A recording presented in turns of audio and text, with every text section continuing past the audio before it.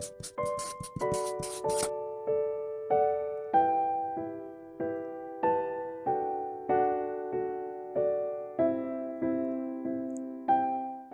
you're probably watching this video because you want to improve your life.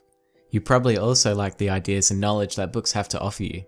If you're a reader like me and have a goal of finishing 100 books by the end of the year, ask yourself, why do I want to finish so many books?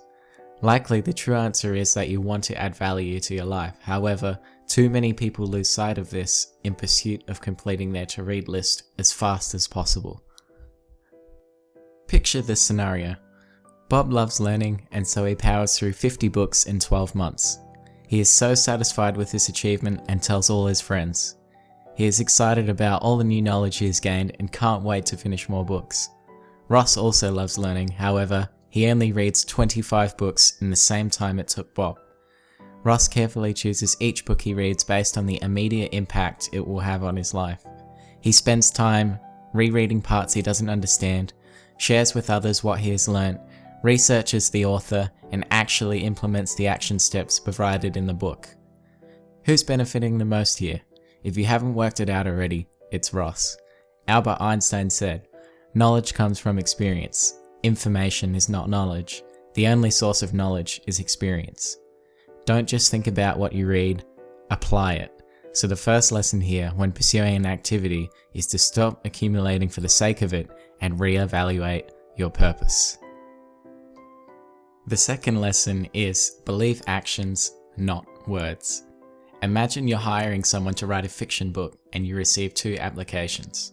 The first applicant is someone who claims they have written countless fiction books and knows how to keep readers interested in their stories.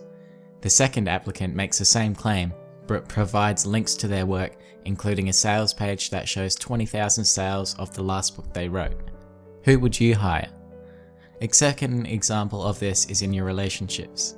Your friend Zach wants to take you rock climbing and soothes your anxieties by saying he's read a ton of books about it.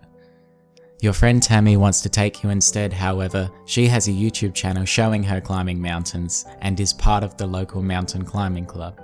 Who would you go with? Of course there are other factors to consider such as their personality traits, but more often than not you should trust someone's actions, not words. The same applies to your intimate relationships.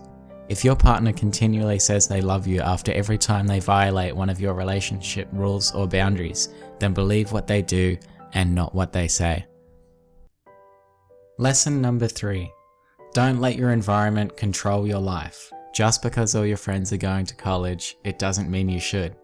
Just because the economy is down, it doesn't mean you shouldn't start your own business.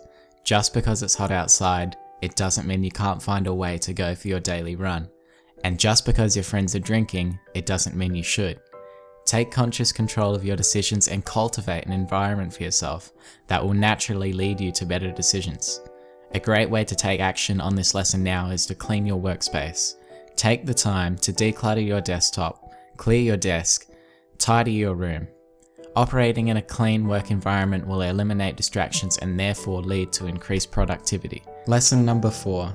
Confront small problems before they get bigger. I remember one time I got a letter in the mail telling me to put in my vote for the state election. I shrugged it off and forgot about it until 2 months later. I got another letter saying I missed the election date and had to pay a fine. If I had just filled out the letter and sent it back straight away, I would have saved both time and money. I also ride a motorbike and noticed recently that my tyres are worn down past the legal limit. I continued to ride around with the tyres like this because I couldn't be bothered changing them. Just the other day I was riding in the hills and came across a line of 10 policemen. Luckily I was just given a warning slip, however, if the cop was having a bad day, he could have easily given me a fine straight up and not have let me ride the bike home. So when going about your day, always remember to confront the small problems before they get bigger. These are the 4 big lessons that stood out to me in this book.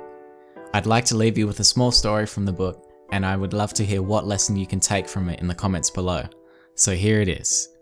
"Good morning," said the little prince. "Good morning," said the merchant. He was a merchant selling sophisticated pills intended to quench one's thirst. If a single pill was swallowed once a week, the need to drink disappeared. "Why are you selling those?" asked the little prince. Because it saves a lot of time, said the merchant. Experts have worked it all out. You save 53 minutes a week. And what does one do with those 53 minutes? Asked the little prince.